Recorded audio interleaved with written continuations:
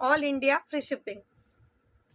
हे बघा खूप सुंदर आणि छान असा हॉट पिंक कलर असणार आहे। 450 ऑल इंडिया फ्री शिपिंग। सुंदर छान असा पिस्ता colour 450 all India free shipping.